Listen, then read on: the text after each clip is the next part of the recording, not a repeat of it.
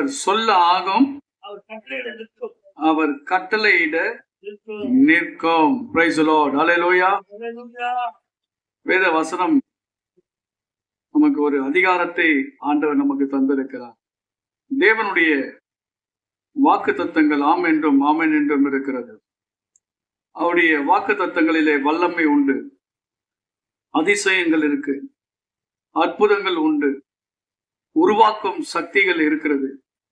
இல்லாதவைகளை இருக்கிறதை போல அடைக்கிற தேவன் ஆண்டவர் தம்முடைய வார்த்தையின் மூலமாகத்தான் எல்லாவற்றையும் அவர் உருவாக்கி இருக்கிறார். சங்கீதங்களிலே 33:9 இந்த வார்த்தை எழுதப்பட்டிருக்கிறது. அவர் சொல்ல ஆகும், அவர் கட்டளையிட அவர் அப்படியே நிற்கும் என்று வாசிக்கிறோம். அவர் ஒரு வார்த்தை சொன்னா போதும் அது அப்படியே ஆகும். அவர் எதற்கு கட்டளை இடுகிறாரோ அது அப்படியே நிற்கும். தேவனுடைய கட்டளைக்கு அவ்வளோ வல்லமை உண்டு. தேவன் தம்முடைய பிள்ளைகளுக்காக இந்த கட்டளைகளை தேவன் பயன்படுத்துகிறார். தேவன் எல்லாத்திற்கும் ஒரு கட்டளை இடுகிறார். சமுத்திரத்திற்கு தேவன் கட்டளையிடுகிறார். இறையாதே அப்படின்னு ஒரு வார்த்தை சொன்னாரு, அது அமைதலா இருன்னு சொன்னாரு. அது அப்படியே அமைதலா இருந்தது. ஆமென். தேவன் புறப்பட்டு போ அப்படின்னு ஒரு கட்டளை இடுகிறார். சாத்தானை பார்த்து புறப்பட்டு போ அப்படின்னு. அது அந்த பிசாசு அவர்களை விட்டு வெளியே போகிறது. இவ்விதமாக தேவன் தம்முடைய பிள்ளைகளுக்கு அவர் கட்டளை இடுகிறார். கட்டளையிட்டால் போதும். அந்த கட்டளையிலே ஒரு பெரிய ஆசீர்வாதத்தை நமக்காக கர்த்தர் வைத்திருக்கிறார். ஆகவே எனக்கு அன்பான கர்த்தருடைய பிள்ளைகளே, இந்த ஜூலை மாதத்திலே ஆண்டவருடைய வாக்கு தத்தத்தை நாம் தியானிக்க போகிறோம். 1 ராஜாக்களின் புத்தகம் 17ஆம் அதிகாரம் 2 படிங்க பார்க்கலாம். 1 ராஜாக்களின் புத்தகம் 17ஆம் அதிகாரம் 2வது வசனத்திலிருந்து. பின்பு கர்த்தருடைய வார்த்தை அவனுக்கு உண்டாயிற்று. அவர், நீ இவ்விடத்தை விட்டு கீழ் திசையை நோக்கி போய் யோர்தானுக்கு நேராய் இருக்கிற கேரிஸ் ஆற்றண்டையில் ஒளித்துக் கொண்டிரு. அந்த ஆற்றின் தண்ணீரை குடிப்பாய். அங்கே உன்னை போஷிக்க காகங்களுக்கு கட்டளையிடுவேன் என்றார். உன்னை போஷிக்க காகங்களுக்கு கட்டளையிடுவேன். அவர் சொல்ல ஆகும், அவர் கட்டளையிட நிற்கும் என்று வார்த்தை நமக்காக கர்த்தர் வைத்திருக்கிறார்.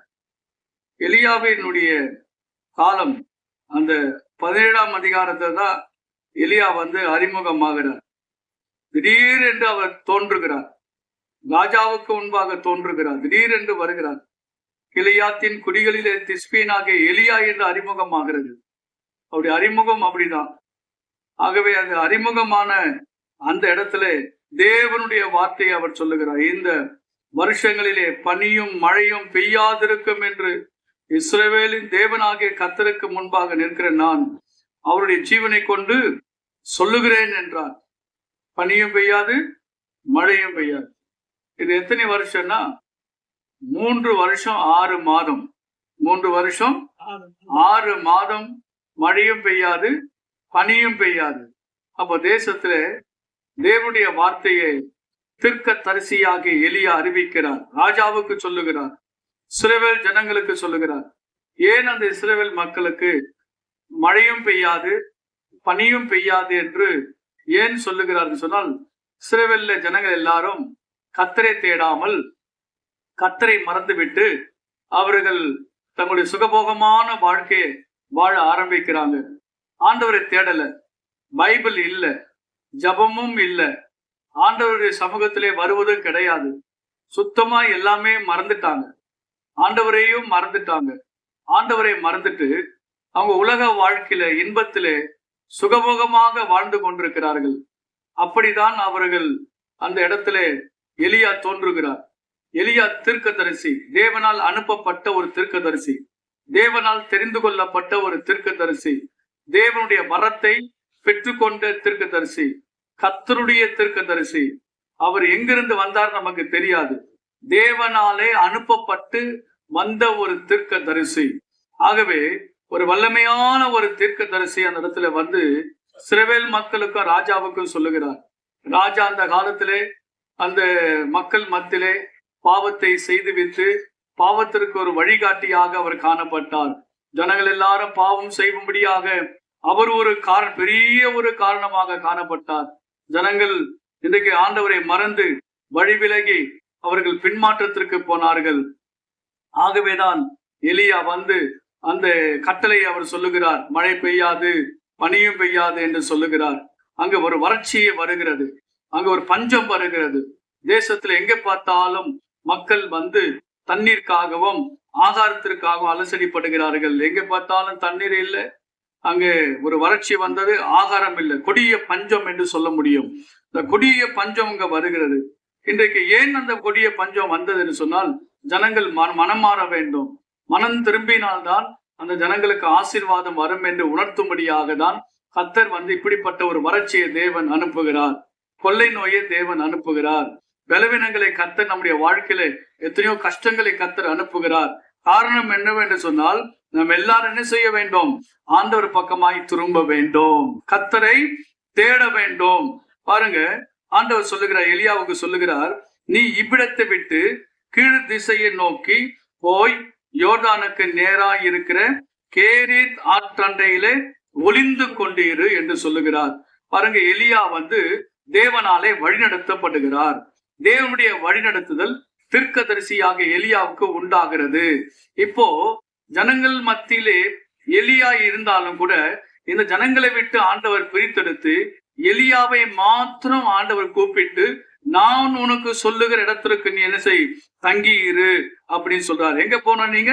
கீழ் திசையை நோக்கி போ, யோர்தானுக்கு நேராக இருக்கிற கேரீத் ஆற்றண்டையிலே ஒளிந்து கொண்டிரு அப்படின்னு வந்து சொல்லப்படுகிறது. கொஞ்சம் அந்த யோர்தானை கடந்து அந்த பக்கத்தில் இருக்கிற கேரீத் ஆற்றண்டையிலே நீ போய் என்ன செய், ஒளிந்து கொண்டு. அங்க நாணல்கள் இருக்கிறது, ஆற்றண்டையில சில நாணல்கள் அங்க வந்திருக்கிறது. அந்த செடிகளுக்குள்ளே போயிட்டு உன்னை நீ மறைத்துக்கொள், நீ ஒளிந்து கொண்டிரு, யாரும் உன்னை பார்க்க மாட்டாங்க, அந்த இடத்திற்கு யாரும் வர மாட்டாங்க, நீ போய் அந்த இடத்துல யாருக்கும் தெரியாதபடிக்கு நீ ஒளிந்து கொண்டு இரு என்று சொல்லி எலியாவுக்கு தேவன் ஆலோசனை கொடுக்கிறார். 4ஆம் வசனத்தில் எழுதப்பட்டிருக்கிறது, அந்த ஆற்றின் தண்ணீரை குடிப்பாய், அங்கே உன்னை போஷிக்க காகங்களுக்கு கட்டளை. எங்குமே தண்ணீர் இல்லை, ஆனா தண்ணீர் இருக்கிற இடம் ஆண்டவருக்கு தான் தெரிகிறது. அப்போ ஆண்டவருக்கு மாத்திரம்தான் எங்க தண்ணீரை வைத்திருக்கிறார் என்பதை அங்கே சொல்லுகிறார். எலியா, ஒரு இடத்துல தண்ணீர் இருக்கு, நான் அதை அந்த இடத்திற்கு நான் உன்னை அனுப்புகிறேன், நீ அந்த இடத்திற்கு புறப்பட்டு போ என்று சொல்லி வேற யாரையும் அனுப்பல, எலியாவை மாத்திரம் என்ன செய்யறாரு, ஆண்டவர் கூப்பிட்டு அனுப்புகிறார். உடனே என்ன செய்யறார் எலியா? புறப்பட்டு அவன் போய் 5ஆவது வசனம், கர்த்தருடைய வார்த்தையின்படியே, கர்த்தருடைய வார்த்தையின்படியே, பாருங்க, அதான் கீழ்ப்படிதல். தேவனுடைய வார்த்தையின்படியே நம்ம வந்து செய்யணும். ஒவ்வொரு கர்த்தருடைய பிள்ளைகள், நீங்க கவனிங்க, எல்லாரும் சகோதர சகோதரிகள், நீங்க எல்லாரும் யாருடைய வார்த்தையின்படி செய்யணும்? கர்த்தர் உங்களுக்கு என்ன சொல்லுகிறாரோ அதன்படி நீங்கள் வாழ வேண்டும், அதன்படி நடக்க வேண்டும். அப்படிதான் நம்முடைய வாழ்க்கையில அற்புதங்கள் நடக்கும். இந்த கானாவூரு கல்யாணத்திலே மரியாள் என்ற தாயார் சொல்லுகிறாங்க, வேலைக்காரனை பார்த்து, வேலைக்காரனை கூப்பிட்டு அதோ இருக்கிறார் இயேசு, அங்க இருக்கிறாரு, அவர் உங்களுக்கு என்ன சொல்லுகிறாரோ அதன்படி செய்யுங்கள் என்று சொல்லுகிறார். நான் இன்றைக்கு ஊழியக்காரன் உங்களுக்கு சொல்லுகிறேன், கர்த்தர் உங்களுக்கு என்ன சொல்லுகிறாரோ, பைபிள் படிக்கிறோம், பைபிளை தியானிக்கிறோம், பிரசங்கத்தை கேட்கிறோம், பிரசங்கத்தை நம்ம வந்து காதுகளில் ஒவ்வொரு நாளும் ஒவ்வொரு வாரமும் கர்த்தருடைய வார்த்தைகள் நமக்கு போதிக்கப்படுகிறது. தினந்தோறும் பைபிள் எடுத்து படிக்கிறோம். ஆண்டவர் நமக்கு என்ன சொல்லுகிறாரோ அதன்படிதான் நம்ம என்ன செய்யணும், வாழ வேண்டும், செய்ய வேண்டும். கர்த்தருக்கு கீழ்ப்படிதல் ரொம்ப முக்கியம். கீழ்ப்படுகிறார் எலியா, அவர் ஒரு பெரிய தீர்க்கதரிசி. எலியா தேவனுடைய வார்த்தைக்கு அவர் கீழ்ப்படிந்து அவர் எங்கே போகிறாரு? யோர்தானுக்கு நேராக இருக்கிற கேரீத் ஆற்றண்டையிலே தங்கி இருந்தான். அங்கதான் தங்கி இருக்கிறார். அங்க போய் தங்கி இருக்கிறார். சும்மா யாருமே கிடையாது, அவருக்கு எந்த வேலையும் இல்லை, வேலையில எந்த ஒரு வேலையும் கிடையாது, எந்த மனுஷர்களும் அங்க இல்லை. அவர் போய் வெறுமனே அங்க போய் தங்கி இருக்கிறாரு. நாம் என்ன நினைக்கிறோம், அவர் சும்மா அப்படி தங்கி இருக்கிறாரா? இல்ல, அந்த கேரீத் ஆற்றண்டையிலே தேவனுடைய சமூகத்திலே அவர் என்ன செய்கிறார்? அந்த செடிகள் நாணலுக்குள்ளே அவர் முழங்கால் படியிட்டு தேவனை நோக்கி அவர் ஜெபம் பண்ணி கொண்டிருந்தார். ஆமென் சொல்லுங்க. அல்லேலூயா, அல்லேலூயா. தங்கியிருப்பது என்று சொன்னால் சும்மா அப்படி ஏதோ ஒரு அமைதியா இருப்பது அல்ல. யாராவது தேவ சமூகத்தில் எந்த ஒரு மனுஷனும் காணப்படாதபடிக்கு இருக்கிற தனிமையான ஒரு இடத்திற்கு சில வேளை தேவன் நம்மளை அனுப்புவார். தனிமையான இடத்திற்கு தேவன் சில வேளை நம்மை நடத்துவார். யாரும் இல்லாத இடத்துல நம்ம தங்கி இருப்போம். நம்ம என்ன செய்யணும் அப்படின்னு பாத்தீங்கன்னா, ஜெபம் செய்ய வேண்டும், ஜெபிக்க வேண்டும். ஏன் நம்மளை ஆண்டவர் தனிமைப்படுத்துகிறார்? ஏன் யாரும் இல்லாத சூழ்நிலையில் நாம் காணப்படுகிறோம்? தேவன் நமக்கு ஒரு தனிமை ஒன்று வந்தது என்று சொன்னால், யாருமே இல்லை என்று சொன்னால், நாம் தேவனோடு பேச வேண்டும். நாம் தேவனோடு கூட ஒரு ஐக்கியமாக இருக்க வேண்டும். குடும்பத்திலே கூட நான் உங்களுக்கு சொல்லுகிறேன், உங்க சொந்த வீட்டிலே சொல்லுகிறேன், ஒருவேளை நீங்கள் தனிமையா இருப்பீர்கள் என்று சொன்னால், அந்த தனிமை நேரத்தை தேவனோடு கூட செலவிடுங்கள். தேவனோடு கூட பேசுங்கள். தேவனுடைய சத்தத்தை கேளுங்கள். தேவனுடைய வார்த்தையை தியானியுங்கள். தேவனுடைய சமூகத்திலே காத்திருங்கள். கர்த்தர் என்ன சொல்லுகிறார் என்பதை நீங்கள் காத்திருந்து, அவர் என்ன பேசுகிறார் என்பதை நீங்கள் காது கொடுத்து உற்று நோக்கி கவனித்து தேவ சமூகத்திலே நீங்கள் ஜெபிக்க வேண்டும். எலியா அப்படிதான் என்ன செய்தார் தெரியுமா? தனிமையிலே காணப்படுகிறார். காத்திருந்து தேவ சமூகத்திலே ஒரு ஜெபத்தை தன்னை ஏற்படுத்திக் கொள்ளுகிறார். தனிமை என்ற உணர்வு வந்துவிட்டது என்று சொல்லி, எனக்கு யாருமே இல்லை என்று சொல்லி நாம் அது சோர்ந்து போகாதபடிக்கு கர்த்தர் என்னோடு கூட இருக்கிறார் என்ற விசுவாசம் நமக்குள்ளே வர வேண்டும். தேவன் என்னோடு கூட இருக்கிறார். கர்த்தர் தான் என்னை அனுப்பினார். கர்த்தர் தான் நம்மளை தெரிந்து கொண்டார். இந்த இடத்திற்கு அனுப்பினது கர்த்தர். யோர்தானுக்கு போ என்று சொன்னது கர்த்தர். கேரீத் ஆற்றண்டையிலே ஒளிந்து கொண்டு என்று சொன்னது கர்த்தர். இந்த இடத்திலே தங்கியிருக்கும்படியாக ஆண்டவர் தான் எனக்கு கட்டளை இட்டார். தேசத்திலே எல்லா இடங்களிலும் பஞ்சங்களும், அங்கே கொடிய பஞ்சங்கள் ஏற்பட்டிருக்கிறது. ஜனங்கள் ஆகாரத்திற்காக அங்கே கஷ்டப்பட்டு கொண்டிருக்கிறாங்க. ஆனால் தேவன் எலியாவை தெய்வீக ஒரு பராமரிப்பை ஆண்டவர் கொடுக்கும்படியாக தனிமைப்படுத்தினார். ஆமென். அவர்தான் உங்களை தெரிந்து கொண்டாரு. அவர்தான் உங்களை அழைச்சாரு. அவர்தான் உங்களை நடத்தணும். அவர்தான் உங்களை போஷிக்கணும். அவர்தான் உங்களை பராமரிக்கணும். அவர்தான் உங்களுக்கு உடுத்து வைக்கணும். நாளை தினத்தை குறித்து கவலைப்படாதுன்னு சொன்னவரும் அவர்தானே. இன்றைக்கு வேண்டிய ஆகாரத்தை எங்களுக்கு தாரும் என்று கற்றுக் கொடுத்ததும் அவர்தானே. அவர்தான் எல்லாவற்றையும் செய்யக்கூடிய தேவன். ஆமென். அல்லேலூயா. அப்போ அந்த கேரீத் ஆற்றண்டையில ஒளிந்து கொண்டு என்று சொன்னவரும் அவர்தானே. அழைத்தது அவர்தானே. இங்க போ, அங்கே இரு, இங்க தங்கி இரு என்று சொன்னதும் அவர்தானே. அவர்தான் நம்மளை போஷிக்க வேண்டும். எலியாவை போஷிப்பதிலே தேவன் தனி அக்கறை எடுத்துக்கொண்டார். எலியாவை ஆண்டவர் பராமரிப்பதிலே ஒரு விசேஷித்த ஒரு அக்கறை இந்த எலியாவின் மேலே வந்தது. தேவனே அந்த பொறுப்பெடுத்தார். ஆமென் சொல்லுங்க. அல்லேலூயா. தேவனே அந்த பொறுப்பெடுத்தார். கவலைப்படாதீங்க, உங்களை பராமரிக்கும்படி, உங்களை போஷிக்கும்படி விசேஷித்த ஒரு பந்திய தேவன் உங்களுக்கு ஆயத்தப்படுத்தி வைத்திருக்கிறார். ஆமென் சொல்லுங்க. அல்லேலூயா. அல்லேலூயா. விசேஷித்த பந்தி உங்களுக்கு இருக்கு. ஒரு விசேஷித்த போஷாப்பு உங்களுக்கு இருக்கு. கர்த்தர் உங்களுக்கு விசேஷித்தவன பஞ்சத்துல கூட ஆண்டவர் எவ்வளவு போஷிக்கிறார் தெரியுமா? ஆண்டவர் சொன்னாரு, உன்னை போஷிக்க 4வது வசனத்தில் எழுதப்பட்டிருக்கிறது, எலியாவே நீ தங்கியிரு, உன்னை போஷிக்க காகங்களுக்கு நான் கட்டளையிடுவேன். யாருக்கு நான் கட்டளையிடுவேன்? காகம். நம்ம ஊர்ல இருக்கிற காகம் எப்படிப்பட்டது? உங்க ஊர்ல இருக்கிற காகம் ரொம்ப நல்ல காகமா? அது உங்களுக்கு கொடுக்குமா? காகத்திற்கு என்ன குணம்? பறிக்கிற குணம்.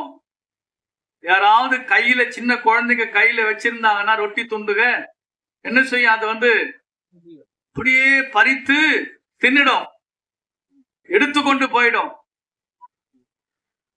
அதே போல காகத்திற்கு கையில ஏதாவது கிடைச்சிச்சு அப்படின்னு பாத்தீங்கன்னா நேரா கவி கொண்டு போய் குட்டிகளுக்கு போய் கொடுத்துரும். காகம் குஞ்சுகளுக்கு என்ன செய்யும்?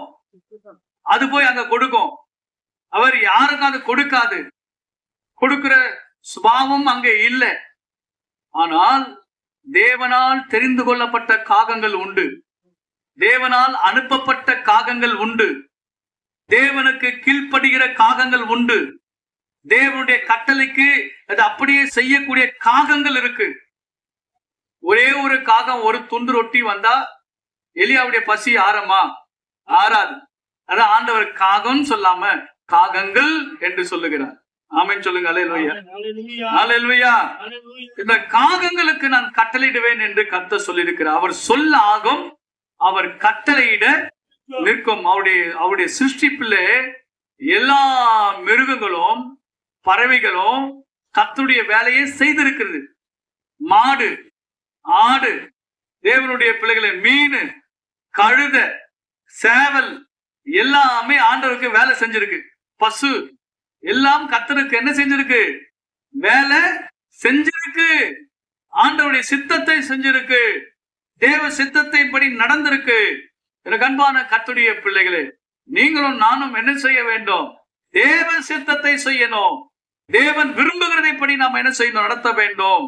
அந்த 5வது வசனத்திலே கர்த்தர் சொல்லுகிறார், அவன் போய் கர்த்தருடைய வார்த்தையின்படி யோர்தானுக்கு நேராக இருக்கிற கேரித் ஆற்றண்டையிலே தங்கியிருந்தான். காகங்கள் அவனுக்கு விடிய காலத்தில் அப்பமும் இறைச்சியும் சாயங்காலத்தில் அப்பமும் இறைச்சியும் கொண்டு வந்தது. தாகத்திற்கு அந்த ஆற்றின் தண்ணீரை குடித்தான். இதை விட என்னங்க வேணும்? அல்லேலூயா. பஞ்ச காலம், கொடிய பஞ்சம் வருகிறது தேசத்திலே.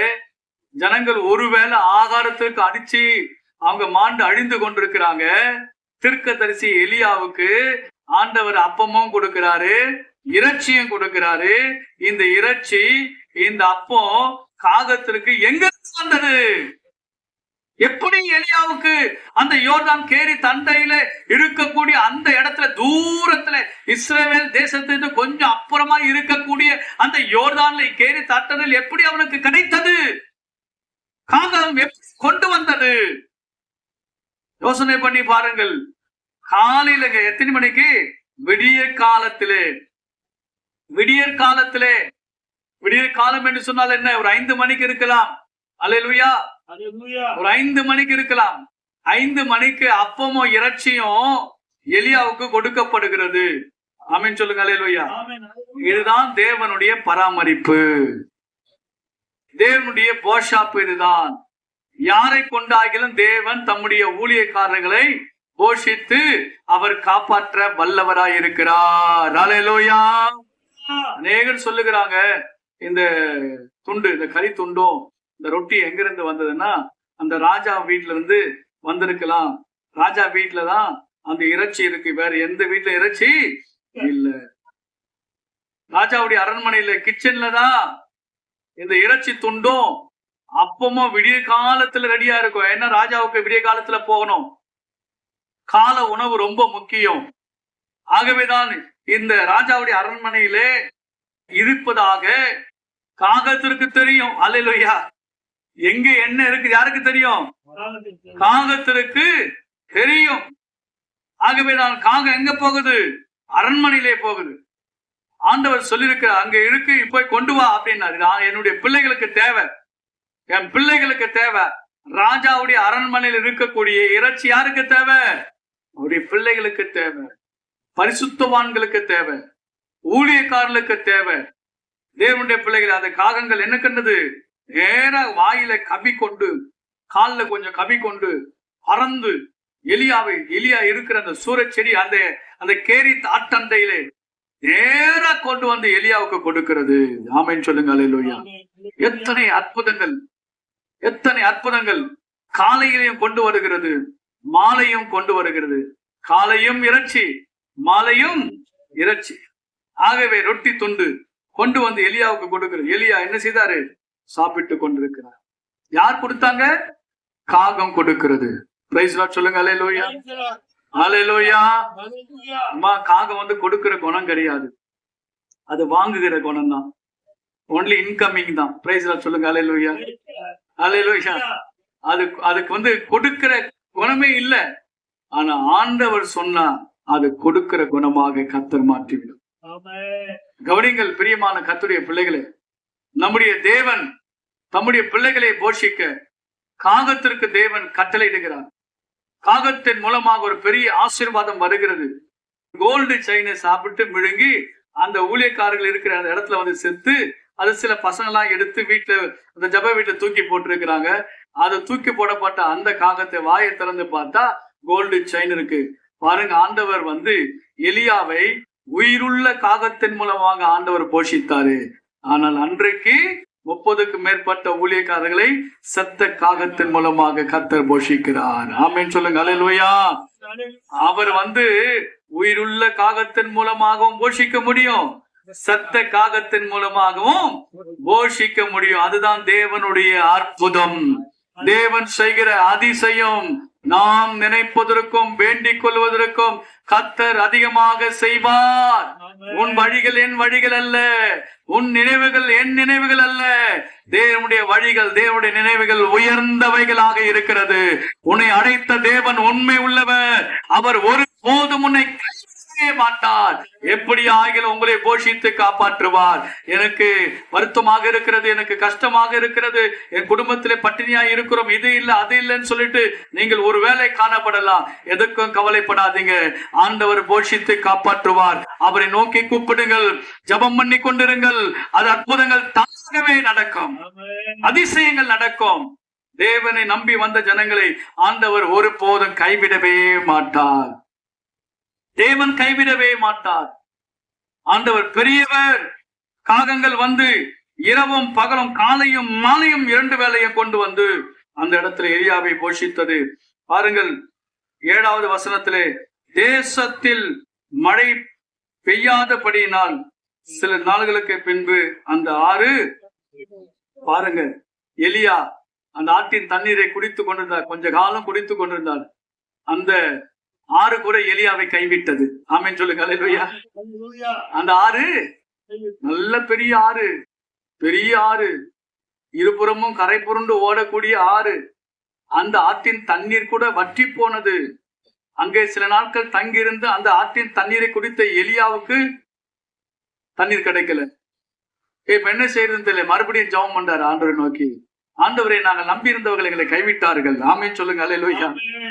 நீங்கள் சொல்லலாம், ஆண்டவரை நாங்கள் நம்பியிருந்தவர்கள் எங்களை கைவிட்டார்கள், நாங்கள் யாரை சார்ந்து கொண்டோமோ அவர்கள் எங்களை கைவிட்டார்கள், நாங்கள் என்ன செய்யறதுன்னு தெரியல. ஆண்டவர் சொல்லுகிறார், சரிப்பா நீ ஒன்னும் கவலைப்படாத, அங்கிருந்து கிளம்பு அப்படின்ட்டாரு. பிரைஸ் லார்ட் சொல்லுங்க. அங்கிருந்து கிளம்பு. அப்பொழுது 8ஆம் வசனத்தை, அப்பொழுது கர்த்தருடைய வார்த்தை அவனுக்கு உண்டாயிற்று. அவர், நீ எழுந்து சீதோனுக்கு அடுத்த சாரிபாத் ஊருக்கு போய் அங்கே தங்கியிரு. உன்னை பராமரிக்கும்படி அங்கே இருக்கிற ஒரு விதவைக்கு. தேவனுடைய முழு கவனம் என்னன்னா, எலியாவை பராமரிக்கணும், எலியாவை பராமரிக்கணும். அதான் ஒரு பெரிய முக்கியமான ஒரு காரியம். அடுத்தது எலியா ஜெபம் பண்ணும்போது ஆண்டவர் புரிந்து கொண்டார். சரி, அந்த இடம் முடிஞ்சு விட்டது, உன்னை வேற ஒரு இடத்திற்கு அனுப்புறேன். வேற ஒரு இடம், சீதோனுக்கு அடுத்த சாரிபாத் என்ற இடத்துக்கு ஊருக்கு போ. சாரிபாத் எங்க ஊருக்கு போ. அது இஸ்ரவேல்ல இருந்து கொஞ்சம் தூரம் போகணும். இஸ்ரவேல் தேசத்துல கொஞ்சம் தள்ளி இருக்கு. அவங்களாம் யூதர்கள் அல்ல, அவங்களாம் அந்நியர்கள். அந்த நாட்களிலே விதவைகள் நிறைய பேர் இருந்தாங்க. இயேசு சுவாமி சொல்லும் போது எலியாவை சாரிபாத் ஊருக்கு அனுப்புனாரே, அந்த ஊர்ல ஒரே ஒரு விதவை மாத்திரம் இருந்தாங்களா? இல்ல, அநேக விதவைகள் இருந்தாங்க அப்படின்னு ஆண்டவர் சொல்றாரு. அப்ப அநேக விதவைகள் இருந்த போதிலும் ஒரு விதவை வீட்டுக்கு ஆண்டவர் அனுப்புனாரு. அவருடைய ரகசியம் என்ன? அவங்க ரொம்ப ஏழை. ஆமென் சொல்லுங்க. அல்லேலூயா. அந்த விதவை யாரு?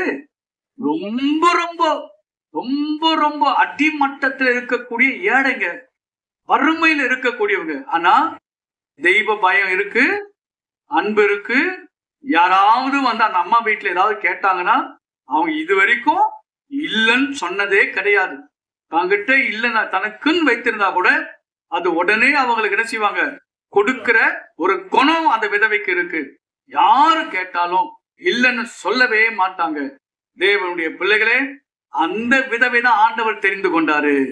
அந்த விதவை வீட்டுக்கு தான் எலியா என்கிற தீர்க்கதரிசியை தேவன் அனுப்புகிறாரு. தேவனால் தெரிந்து கொள்ளப்பட்ட அந்த விதவை. தேவனுடைய பிள்ளைகளே, நான் உங்களுக்கு சொல்லுகிறேன், வாழ்கிற நாளெல்லாம் தெய்வ பயத்தோடு வாழுங்கள். வாழ்கிற நாளெல்லாம் தேவனுக்காக வாழுங்கள். வாழ்கிற நாட்கள் எல்லாம் ஒரு கொடுக்கிற குணத்தோடு கூட நீங்கள் என்ன செய்ய வேண்டும்? வாழ வேண்டும். இந்த விதவையை ஆண்டவர் தெரிந்து கொண்டது எதற்காக தெரியுமா? அந்த விதவை ஆசீர்வதிக்க வேண்டும், அந்த குடும்பத்தை உயர்த்த வேண்டும். அந்த குடும்பம் எவ்வளவு கஷ்டப்பட்டதோ, எவ்வளவு வறுமையில இருந்தார்களோ, எவ்வளவு சிறுமையில காணப்பட்டார்களோ, அதை விட அவங்களை மேன்மையாய் வைக்க வேண்டும் என்று ஆண்டவர் எலியாவை அந்த வீட்டுக்கு அனுப்புகிறார். ஆமென் சொல்லுங்க. அல்லேலூயா. எலியா நேரா வராரு 10வது வசனத்துல. அப்படியே அவன் எழுந்து சாரிபாத்துக்கு போனான்.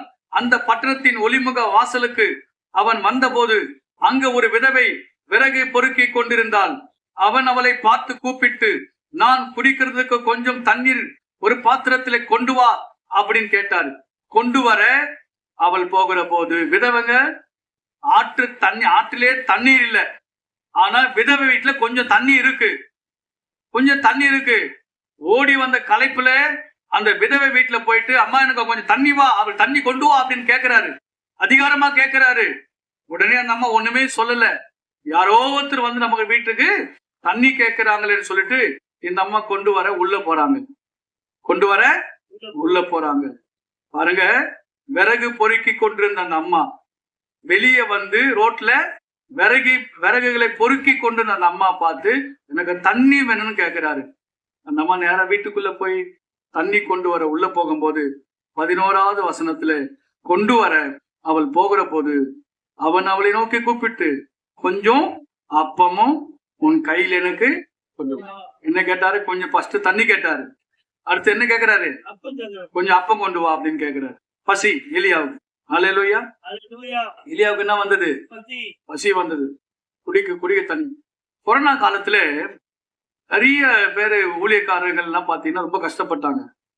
கொரோனா பீரியட் ரொம்ப கஷ்டம். சபைகள் மூடப்பட்டது, ஆராதனை இல்ல, சபை திறக்க முடியாது, வீட்டில இருந்து வெளியே வர முடியாது, கடைகள்லாம் அடைக்கப்பட்டது, இந்த உலகமே ஒரு இருண்ட நிலையில காணப்பட்டது. யாருக்கிட்டே காசு இல்லை, ரொம்ப கஷ்டமான ஒரு சூழ்நிலை, வேலை கிடையாது. இது விசேஷமா ஊழியக்காரர்கள் ரொம்ப பாதிக்கப்பட்ட ஒரு நிலை வந்தது. நிறைய ஊழியக்காரர்கள் அந்த கிராமத்தில் இருக்க ஊழிய செய்யறவங்க எல்லாரும், ஐயா எங்களுக்கு அரிசி பருப்பு இல்லை அப்படின்னு சொல்லிட்டு வருவாங்க. இப்போ எங்களால முடிந்த உதவிகளை நாங்கள் என்ன செய்வோம்? அவங்களுக்கு செஞ்சிடுவோம். அப்படியே கொஞ்சம் நாட்கள் போச்சு. அப்ப கொஞ்சம் கொஞ்சமா அரசாங்கம் என்ன செஞ்சு, கொஞ்சம் கடை திறக்க ஆரம்பிச்சாங்க, ஆலயம் திறக்க ஆரம்பிச்சாங்க. அப்படியே வந்தோம். அநேக ஊழியக்காரர்ல நான் கேட்டேன், இன்னைக்கு 2-3 வருஷமா சபைகள்லாம் அடைக்கப்பட்டது, நீங்கள் என்ன செய்தீர்கள், எப்படி இருந்தீங்க அப்படின்னு கேட்டா, ஐயா நாங்க அப்படிதான் பயந்தோம், ஆனா எங்களுக்கு ஒரு குறையும் வரல, எங்களுக்கு எந்த கஷ்டமும் எங்களுக்கு வரல. சபை மூடப்பட்டது, நாங்கெல்லாம் ஆண்டவருக்காக ஊழியம் செய்யறவங்க, ஊழியத்தை தவிர எங்களுக்கு எதுவும் தெரியாது, அதனால நாங்க என்ன செய்யறதுன்னு தெரியல, அப்படியே கஷ்டப்பட்டிருந்தோம். ஆனா அந்த நேரத்துல எங்களுக்கு ஆண்டவர் அதிசயமாக போஷித்தாரு, அற்புதமாக போஷித்தாரு அப்படின்னு சொல்லிட்டு எனக்கு கூட நானும் சாட்சி சொல்ல முடியும். எங்க விசுவாசிங்க எங்க வீட்டை தேடி வந்து எங்களுக்கு காணிக்கை கொடுக்க ஆரம்பிச்சாங்க. பாஸ்டர் சாப்பிட்டீங்களான்னு கேட்டாங்க. ஒரு விசுவாசி அரிசி மூட்டை வாங்கிட்டு வந்து கொடுத்தது, ஒரு விசுவாசி மளிகை சாமான் வாங்கிட்டு வந்து கொடுத்தாங்க. இவ்விதமாக தேவன் என்ன செய்தாரு? அதிசயமாக தம்முடைய ஊழியக்காரர்களை நடத்தினார். ஏன் சொல்லுகிறேன்னு சொன்னா, அழைத்தவர் உண்மை உள்ளவர், உங்களை ஒருபோத கர்த்தர் கைவிடவே மாட்டார். தேவனிடத்துல விசுவாசமாய் இருங்கள், அவர் உங்களை போஷித்து காப்பாற்றுவார். எலியா விதை வீட்டுக்கு போய் தண்ணீர் கேட்கிறார், கொஞ்சம் அப்பம் கேட்கிறார். அந்த அம்மா என்ன செய்யறாங்க? முறுமுறுக்கல, எலியாவை திட்டல, எங்களுக்கே கஷ்டம், இவர் வந்துட்டாரே என்று சொல்லிட்டு குறை பேசல. நேரம் அந்த அம்மா கொண்டு போறதுக்கு உள்ள போயிட்டாங்க. ஆனா விஷயம் என்னன்னு பாத்தீங்கன்னா, 12வது வசனத்தை அவர் சொல்றாங்க, அதற்கு அவள், பானையிலே ஒரு பிடி மாவு, கலையத்திலே கொஞ்சம் எண்ணெய் அல்லாமல் என்னிடத்தில் ஒரு அடையும் இல்லை என்று உம்முடைய தேவனாகிய கர்த்தருடைய ஜீவனை கொண்டு சொல்லுகிறேன். அவன் உண்மையை பேசுறான். ஐயா எங்க வீட்டுல இதான் இருக்கு, வேற எதுவுமே எங்க கிட்ட இல்லைன்னு சொல்லி ஊழியக்காரங்கிட்ட தன்னுடைய நிலையை எடுத்து உண்மையை பேசுறாங்க. தன்னுடைய முழுமையான நிலவரத்தை அவங்க அறிவிக்கிறாங்க. கர்த்தருடைய ஜீவனை கொண்டு நான் சொல்லுகிறேன் அப்படின்னா என்ன? அவங்களுக்கு கர்த்தர் தெரிகிறது. பிரைஸ் லார்ட் சொல்லுங்க. அல்லேலூயா. சிலவேல் பாருங்க, என்னிடத்தில் ஒரு அடையும் இல்லை என்று உம்முடைய தேவனாகிய கர்த்தருடைய ஜீவனை கொண்டு சொல்லுகிறேன். பாருங்க, அவங்களுக்கு உங்களுடைய தேவன், உம்முடைய தேவன் என்று சொல்லுகிறார். நீங்க வணங்குற தேவன் மேல ஆணையாய் சொல்றேன், அவரு எங்களுக்கு தெரியாது, ஆனா உங்க தேவன் மேல நான் ஆணையிட்டு சொல்றேன், என்கிட்ட ஒண்ணுமே இல்லை. இதோ நானும் என் குமாரன் சாப்பிட்டு செத்து போக அதை எனக்கும் அவனுக்கும் ஆயத்தப்படுத்துகிறதுக்கு 2 விறகு பொறுக்கு. எங்க கிட்ட இருக்கிறது கொஞ்சம் எண்ணெயும் கொஞ்சம் அப்பமாங்க. மறுபடியும் எலியா சொல்ல, பயப்படாத, பயப்படாத, நீ போய் உன் வார்த்தையின்படி ஆயத்தப்படுத்து. ஆனாலும் முதலில் அதில எனக்கு ஒரு சிறிய அடைய பண்ணி இடத்தில் கொண்டு வா. அல்லேலூயா. முதல் எனக்கு கொடு, 2வது நீயும் உன் பிள்ளைங்க சாப்பிடு. Praise the lord. அல்லேலூயா. இந்த காலத்துல நம்ம என்ன பண்ணுவோம்? நாங்களும் சாப்பிட்டு மீதி இருந்தா உங்களுக்கு கொடுக்குறோம். அல்லேலூயா. நாங்க குடும்பமா பிள்ளைங்களா சாப்பிட்டு, ஐயா பாஸ்டர் ஐயா வந்துட்டீங்களா? இதான் இருக்கா வீட்டுல? இருக்கு மம்மி, உங்களுக்கும் எனக்கு தான் இருக்கு. என்ன செய்யுதுன்னு தெரியலையே, பாஸ்டர் இந்த நேரத்துக்கு வந்துட்டாரே. அல்லேலூயா. நமக்கு ஒரு சோதனை வருமா இல்லையா? உங்க வீட்டுக்கு திடீர்னு வந்துட்டா சோதனைகள் வரும், என்ன செய்யுதுன்னு தெரியல. நிறைய பேருக்கு சில பேர் அந்த ஊழியக்காரனே வாயை திறந்து கேட்டாரு. கேட்டதுனால அந்த அம்மா உண்மையை சொல்லிட்டாங்க. ஐயா இதான் இருக்கு. சரி, கர்த்தர் உங்களை ஆஸ்வதிக்க போறாரு, உங்களை உயர்த்த போறாரு. முதல்ல என்ன கொடு. அல்லேலூயா. முதல்ல எனக்கு கொடு. முதல் பார்ட் யாருக்கு? ஃபர்ஸ்ட் பார்ட் யாருக்கு? முதலாவது தேவனுக்கு கொடுக்கணும், 2வது நமக்கு. இப்போ நான் அநேகருக்கு சொல்லுவேன், நம்ம ஒரு சம்பளம் வாங்குறோம், ஒரு 10,000 ரூபாய் சம்பளம் வாங்குறோம் அப்படின்னா, இந்த தசம் பாகத்தை முதல் மேல இருக்கிற முதல் 1000 யாருக்கு? அதான் முதலாவது. முதல்ல எனக்கு கொடு. மீது 9 இருக்குல்ல, அது நீ என்ன செய்யணுமோ அது உனக்கு செஞ்சுக்கணும். பிரைஸ் லார்ட் சொல்லுங்க. அல்லேலூயா. முதலாவது எனக்கு கொடு என்று ஆண்டவர் சொல்லுகிறார். கர்த்தருக்கு நம்ம முதலாவது கொடுக்கணும். கைப்பிடி அரிசி, நமக்கு வரக்கூடிய தானியங்கள், நமக்கு கிடைக்கக்கூடிய எல்லா காரியத்திலையும் ஆண்டவருக்காக முதலாவது நாம் எடுத்து வைக்க வேண்டும். பாருங்கள், 14ஆம் வசனத்திலே, கர்த்தர் தேசத்தின் மேல் மழை கட்டளையிடும் நாள் மட்டும் வானையின் மா செலவழிந்து போகவில்லை, கலசத்தின் எண்ணெய் குறைந்து போகவில்லை என்று சேவன் தேவனாகிய கர்த்தர் சொல்லுகிறார். பாருங்க, ஒரு குறையும் வரலைங்க. அதுக்கப்புறம் அந்த அம்மாவுக்கு அந்த விதவையை கர்த்தர் ஆசீர்வதிச்சாரு. எடுக்க எடுக்க எடுக்க எடுக்க எடுக்க மா வந்துட்டே இருந்தது. கலையத்துல என்ன குறைவும் இல்லை. அவ்வளவு ஆசீர்வாதத்தை அந்த விதை வீட்டுல தேவன் கட்டளையிட்டார். எனக்கு பிரியமான கர்த்தருடைய பிள்ளைகளே, அவர் சொல்லாகும், அவர் கட்டளையிட நிற்கும் என்று வேத வசனம் சொல்லுகிறதே.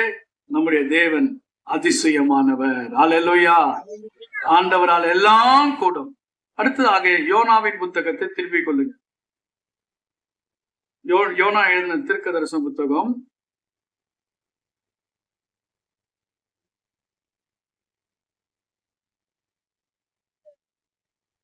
2ஆம் அதிகாரம் 1074, 2ஆம் அதிகாரம் 10வது வசனத்தை 10வது வசனம்.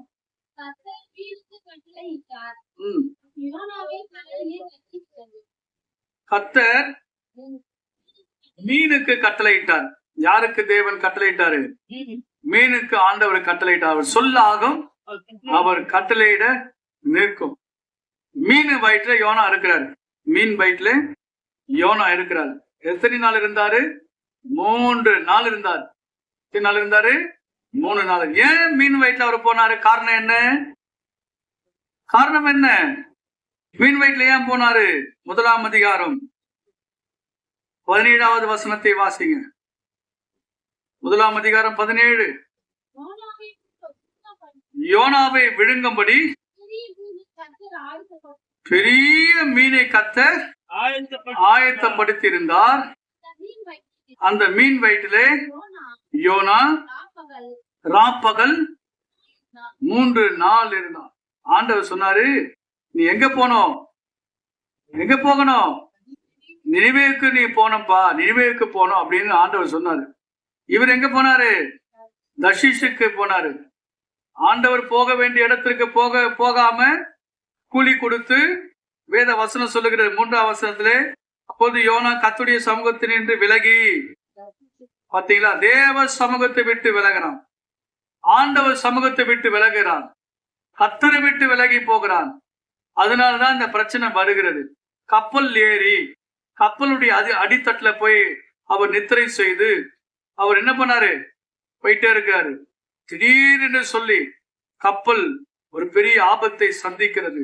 கப்பல் அந்த ஜலத்திலே குலுங்கி குலுங்கி குலுங்கி குலுங்கி எல்லா மாலுமிகளும் பயந்து போய், ஐயோ இந்த சரக்குகளை இறக்கிடுவோம் அப்படின்னு சொல்லி கப்பல் இந்த அத்தனை சரக்கையும் இறக்கி போட்டாங்க. அப்போ கூட இந்த கப்பல் பேர் ஆபத்துல இருந்து தப்பிக்க முடியல. சீட்டு போட்டு குலுக்கி போடுறாங்க.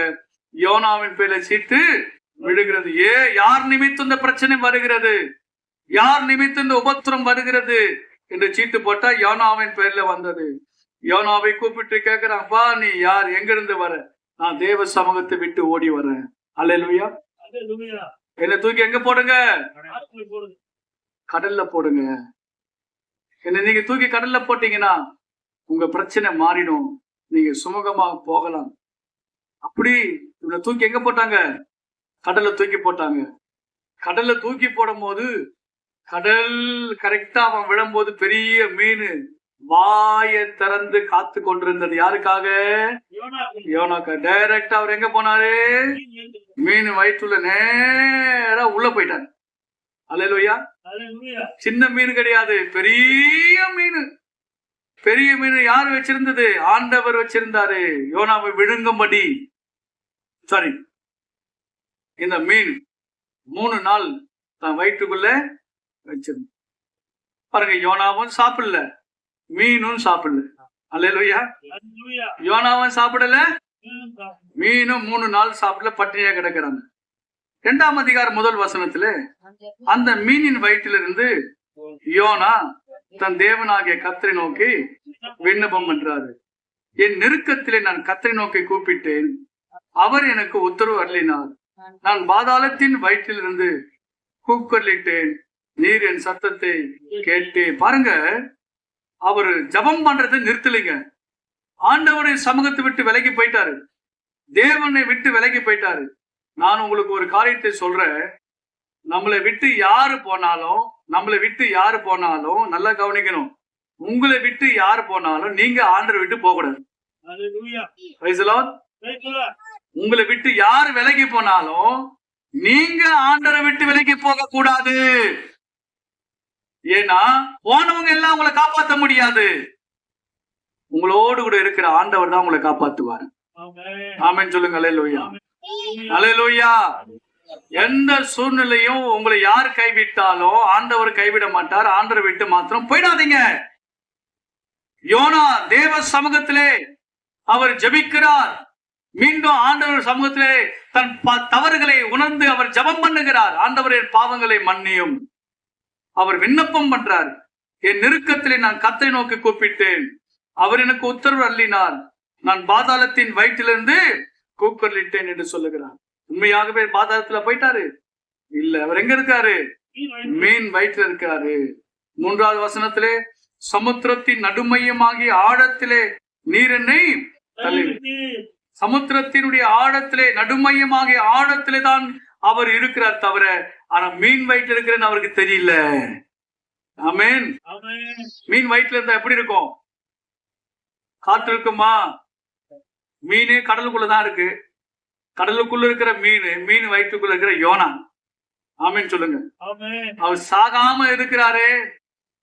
மீன் மாத்திரம் கொஞ்சம் அசை போட்டு இருந்தா என்ன நடக்கும்? மீன் கொஞ்சம் ஏதாவது சாப்பிட்டு இருந்தா நடக்கும். இவரும் ஜீர்ணம் ஆயிட்டு இருப்பாரு, ஒண்ணுமே இல்லாம போயிருப்பாரு. ஆனா மீனுக்கு ஆண்டவர் கட்டளையிட்ட யோனாக்கு ஒரு தீங்கு நடக்க கூடாது. அல்லேலூயா. தேவன் எலியாவை எப்படி போஷித்தாரு? காகங்கள் மூலமா போஷித்தாரு. 3 நிலையில போஷிக்கிறாரு. 1 காகம், 2வது விதவை, 3வது தூதன். அதான் தேவனுடைய விசேஷித்த பராமரிப்பு. கேரி தாட்டண்டிலே காகம், சாரிபாத் ஊர்ல விதவை, சூறை செடியின் கீழே தூதன். 3 நிலையிலே எலியாவை தேவன் போஷித்து காப்பாற்றுகிறார். அதே போலதான் இந்த யோனாவை கூட தேவன் பாதுகாக்கும்படியாக மீனின் வயிற்றிலே வைத்து அவரை பாதுகாக்கிறார். பாருங்க, 3வது வசனத்தில் எழுதப்பட்டிருக்கிறது, சமுத்திரத்தின் நடுமையமாகிய ஆழத்திலே நீரனை தள்ளிவிட்டு நீரோட்டம் என்னை நீரோட்டமா அந்த வயிற்றில் இருக்கிறதான நீரா? அல்லேலூயா. மீனின் வயிற்றில் இருக்கக்கூடிய நீரோட்டம் இருக்கு. அங்கே குடல் இருக்கு. அவர் என்ன சொல்றாரு? உம்முடைய வெள்ளங்கள் அலைகளும் என்மேல் புரண்டது. வெள்ளங்களும் அலைகளும் என்மேல் புரண்டது. மீன் வயிற்றுக்குள்ள அவ்வளவு வெள்ளம் இருக்கு. பிரைஸ்ல சொல்லுங்க அல்லேலூயா. அவ்வளவு அலைகள் உள்ள இருக்கு. அப்புறம் எவ்வளவு பெரிய மீன் பாருங்க. நான் உமது கண்களுக்கு எதிரே இராதபடிக்கு தள்ளப்பட்டேன், ஆகிலும் இன்னமும் உம்முடைய பரிசுத்த ஆலயத்தை நோக்குவேன். அல்லேலூயா. அவர் கரெக்டா எங்க ஸ்கெட்ச் போட்டா தெரியுமா? ஆண்டவரே, நான் எங்க இருந்தாலும் சரி உங்க ஆலயத்தை நோக்குற ஆண்டவர்ன்றாரு. சொல்லுங்க அல்லேலூயா. நான் எங்க வருவேன்? உங்க பரிசுத்த ஆலயத்தை நோக்குவேன்னு சொல்லிட்டாரு. ஆண்டவர் ஜெபம் பண்றது மாத்திரம், ஆண்டவரே நீங்க எனக்கு ஒரு வாழ்வு கொடுத்தீங்கன்னா நான் எங்க வருவேன்? உங்க பரிசுத்த ஆலயத்திற்கு நான் வந்து போவேன் ஆண்டவரே அப்படின்னு சொல்லிட்டாரு. 5வது தண்ணீர்கள் பிராண பரியந்தம் என்னை நெருக்கினது, ஆழி என்னை சூழ்ந்தது, கடற்பாசி என் தலையை சுற்றி கொண்டுப்பா. கடற்பாசி இல்லப்பா, அது குடல். அல்லேலூயா. மீன் வயிற்றுல அந்த பச்சையா இருக்கும் பாருங்க, அதெல்லாம் ஒரு தலையிலையும் உடம்பெல்லாம் என்ன செய்யுது? சுற்றி கொண்டிருக்கிறது. பர்வதங்களின் அடி வாரங்கள் பரியந்தம் இறங்கினேன், பூமியின் தாழ்பால்கள் என்றென்றைக்கும் என்னை அடைக்கிறதா இருந்தது. ஆனாலும் என் தேவனாகிய கர்த்தாவே, நீர் என் பிராணி அழிவுக்கு உயிர் மாத்திரம் இருக்குதப்பா எனக்கு. ஆனா எங்க இருக்குன்னு எனக்கே தெரியல. அல்லேலூயா. தேவனுடைய பிள்ளைகளே, என் ஆத்துமா என்னில் தோய்ந்து போகையில் கர்த்தரை நினைத்தேன். அல்லேலூயா. யாரை நினைக்கணுமோ? நம்ம கஷ்டத்துல யாரு நினைக்கணும்? யாரும் நினைக்காதீங்க. அங்க ஆண்டி இருக்கிறாங்க, எங்க அங்கிள் இருக்கிறாங்க, அவங்க எனக்கு தெரியும், இவங்க எனக்கு தெரியும், அவங்க கொடுப்பாங்க, இவங்க யாரும் உன்னை உதவி செய்ய முடியாது. கர்த்தரை நினைங்கம்மா. கர்த்தரை மாத்திரம் நினைவு கூறுங்க. கர்த்தரை நினைத்தேன் என்று யோனா சொல்லுகிறார். அப்பொழுது என் விண்ணப்பம் உமது பரிசுத்த ஆலயத்தில் உம்மிடத்தில் வந்து சேர்ந்தது. ஆலயம், ஆலயம், ஆலயம், தேவ ஆலயம். தேவ ஆலயத்தின் மேல் ஒரு கவனம் நமக்குள்ள இருக்க வேண்டும். தேவ ஆலயத்திற்கு வந்து போக வேண்டும் என்கிறதான ஒரு விண்ணப்பத்தை நாம் செய்ய வேண்டும். எந்த சூழ்நிலையிலும் எந்த கஷ்டத்திலையும் நான் தேவனுடைய ஆலயத்தை மறக்க மாட்டேன். தேவ ஆலயத்திற்கு நான் வருவேன், தேவாலயத்திலே நினைவு கூறுவேன் என்று யோனா சொல்லுகிறாரே. 8வது வசனத்தில் இன்னும் சொல்லுகிறார், பொய்யான மாயை பற்றி கொள்ளுகிறவர்களுக்கு தங்களுக்கு வரும் கிருபையே போக்கடிக்கிறார்கள். பொய்யான மாயை, உலகம் ஒரு மாயை, மனிதன் ஒரு மாயை, உலகத்தில் இருக்கிற காரியங்கள் மாயை, சினிமா ஒரு மாயை, நடிகர்கள் ஒரு மாயை, அரசியல் ஒரு மாயை, எல்லாமே மாயே மாயே மாயே. கிருபை மாத்திரம் தான் உண்மை. ஆமென் சொல்லுங்க அல்லேலூயா. கிருபை ஒன்றே போதுமப்பா, உங்க கிருபையின் மேல நம்பிக்கையா இருக்கிறேன். இந்த இடத்துல யோனா தேவனை நினைக்கிறார், ஜெபிக்கிறார், ஆலயத்தின் மேல் கவனமாயிருக்கிறார், கிருபையை பற்றி கொள்ளுகிறார். நானோவெனில் துதியின் சத்தத்தோடு உமக்கு பலியிடுவேன், நான் பண்ணின பொருத்தனைகளை செலுத்துவேன், ரட்சிப்பு கர்த்தருடையது. கர்த்தர் தான் நமக்கு ரட்சிப்பை கொடுக்க முடியும், வேற யாரும் முடியாது. கர்த்தர் ஒருவர்தான் நம்மை ரட்சிக்க முடியும். ஆண்டவரே ரட்சிப்பு உம்முடையது அப்படின்னு சொன்னார் பாருங்க. 10வது வசனத்திலே கர்த்தர் மீனுக்கு கட்டளையிட்டார். அது யோனாவை எங்க கொண்டு வந்தது? அம்மா, நீ ஆண்டவர் சமூகத்தை உண்மையான ஜபத்தின் ஏறெடுப்பாய் என்று சொன்னால், எந்த ஆபத்துல இருந்தாலும் சரி, எந்த நடு சமுத்திரத்தில இருந்தாலும் சரி, எந்த காடுகளிலே நடுவுல இருந்தாலும் சரி, என்ன வறுமை என்கிற நடுவுல இருந்தாலும் சரி, என்ன கடன் என்கிற நடுவுல இருந்தாலும் சரி, என்ன வியாதி என்கிற நடுவுல இருந்தாலும் சரி, கர்த்தர் உன்னை கரையிலே கொண்டு வந்து சேர்ப்பார். கர்த்தர் உன்னை கரையிலே கொண்டு வந்து சேர்ப்பாய். நீ மறுபடியும் ஒரு புதிய வாழ்வை காண்பாய். உன்னை கரையிலே கொண்டு வந்து தேவனால் சேர்க்க முடியும். யோனாவை, நடு கடலில் இருந்த யோனாவை கரையிலே கர்த்தர் கொண்டு வந்து சேர்த்தாரே, கரையை காணும்படியாக கர்த்தர் செய்தாரே. இதுதான் தேவனுடைய அற்புதம். ஆமென் சொல்லுங்க அல்லேலூயா. கரையை காணாமல் எத்தனை நாட்கள் நாம் கஷ்டப்பட்டு கொண்டு நம்முடைய வாழ்க்கையிலே, எனக்கு ஒரு கரை தெரியாதா பாஸ்டர், என் வாழ்க்கையில ஒரு முன்னேற்றம் வராதா, எனக்கு ஒரு விடுதலை கிடைக்காதா, எனக்கு ஒரு ஆசீர்வாதம் வராதா, எப்பொழுது நான் பிழைப்பேன் என்கிறதா நம்பிக்கை இல்லாத சூழ்நிலை வாழ்ந்து கொண்டிருந்தேனே, ஆண்டவர் உனக்கு கரையிலே கொண்டு வந்து சேர்க்க அவர் திட்டமிட்டு இருக்கிறார். ஆமென் சொல்லுங்க அல்லேலூயா. யோனாவை கரையிலே கொண்டு வந்து சேர்த்த ஆண்டவர், அது யோனாவின் தேவன் நம்முடைய தேவன், எலியாவின் தேவன் நமக்கும் தேவனாக இருக்கிறார். ஆகவே கர்த்தர் உன்னை கரையிலே கொண்டு வந்து சேர்க்க அவர் வல்லவராய் இருக்கிறார். ஒரு 3 அல்லேலூயா சொல்லுங்க. அல்லேலூயா, அல்லேலூயா, கர்த்தர் சொல்லாகும், அவர் கட்டளையிட நிற்கும். காகங்களுக்கு கட்டளையிட்டார், மீனுக்கு தேவன் கட்டளை இடுகிறார். தேவன் கட்டளையிட்டால் அது அப்படியே நடக்கும். பிரைஸ் தி லார்ட் சொல்லுங்க. அல்லேலூயா. அடுத்ததாக ஏசாயா தீர்க்கதரிசன புத்தகம் 46ஆம் அதிகாரத்தை நாம் திருப்பிக் கொள்வோம். கடைசி வசனத்தை படிங்க. ஏசாயா தீர்க்கதரிசன புத்தகம் 46:13 வசனம். என் நீதியை சமீபிக்க பண்ணுகிறேன், அது தூரமாய் இருப்பதில்லை, என் ரட்சிப்பு தாமதிப்பதும் இல்லை. நான் சீயோனில் ரட்சிப்பையும் இஸ்ரவேலுக்கு என் மகிமையும் கட்டளையிடுவேன். நீதியை நான் சமீபிக்க பண்ணுவேன். ஆண்டவர் நமக்கு நியாயத்தை செய்கிற தேவன், அவர் நமக்கு அநீதியை செய்கிற தேவன் அல்ல. ஒருவேளை அநீதி உன்னை சூழ்ந்து கொண்டிருக்கலாம், அநியாயத்திலே நீங்கள் மாட்டிக்கொண்டிருக்கலாம், ஏதோ ஒரு சாத்தானுடைய சூழ்ச்சியிலே நீங்கள் காணப்படலாம். ஆனால் ஆண்டவர் என்ன சொல்லுகிறார் தெரியுமா? என் ரட்சிப்பை நான் உனக்கு கொடுப்பேன், என் ரட்சிப்பு தாமதிப்பதில்லை என்று கர்த்தர் சொல்லுகிறார். தேவனால் நமக்கு கிடைக்கக்கூடிய எல்லா விதமான ஆசீர்வாதமும் ஏற்ற வேளையிலே உன்னை வந்து சேரும். கர்த்தருடைய ஆசீர்வாதங்கள் ஏற்ற காலத்திலே கர்த்தர் உனக்கு கொடுப்பார், ஏற்ற நேரத்திலே தேவனு கொடுப்பார். அவர் ரட்சிப்பிற்காய் காத்திருங்கள். ஆண்டவர் சொல்லுகிறார், என் ரட்சிப்பையும் என் மகிமையை நான் உனக்கு கட்டளையிடுவேன். ஆண்டவருடைய மகிமை உனக்கு உண்டாகும். நீதியை சமீபிக்க பண்ணுவேன், அது உனக்கு தூரமாய் இருப்பதும் இல்லை. அல்லேலூயா. என் ரட்சிப்பு தாமதிப்பதில்லை.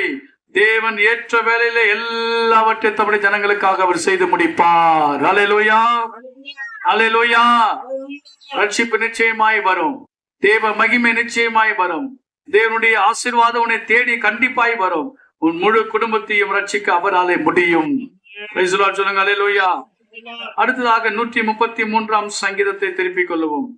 கடைசி வசனத்தை படிங்க. 133வது அதிகாரம் 3வது வசனம். எர்மோன் மேலும் சீயோன் பர்வதங்கள் மேலும் இறங்கு பனிக்கும் ஒப்பாய் இருக்கிறது. அங்கே கர்த்தர் என்றென்றைக்கும் ஆசீர்வாதத்தையும் ஜீவனையும் கட்டளையிடுகிறார். அல்லேலூயா. என்ன கட்டளையிடுகிறாரு? ஆசீர்வாதம், ஜீவன். Price the Lord. போதுமா? ஆசீர்வாதம் ஜீவனும் போதும் ஆண்டவரே. அல்லேலூயா.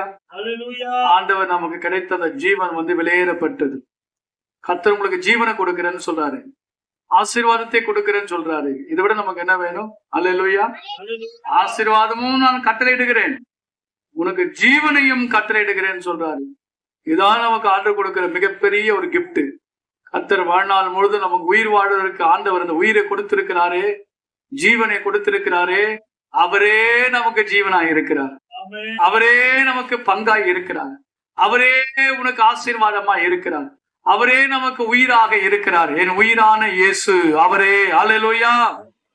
அதுக்கு நாம் என்ன செய்யணும் அப்படின்னா, ஒற்றுமையாக காணப்படும். முதல் வசனம் பாருங்க. சகோதரர்கள் ஒருமித்து வாசம் பண்ணுகிறது எத்தனை நன்மை, எத்தனை.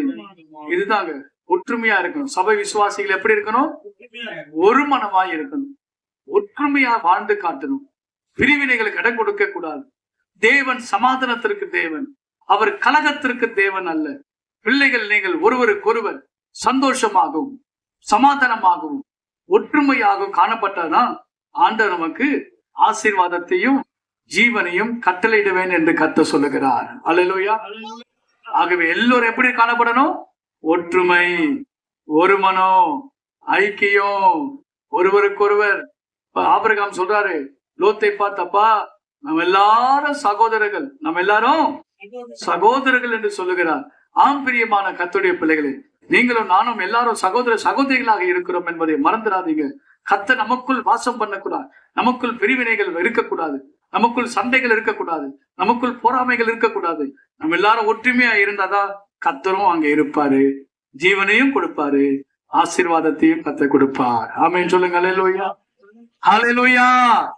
அவர் சொல்லாகும், அவர் கட்டளையிட நிற்கும். நாம் ஜெபிப்போம்.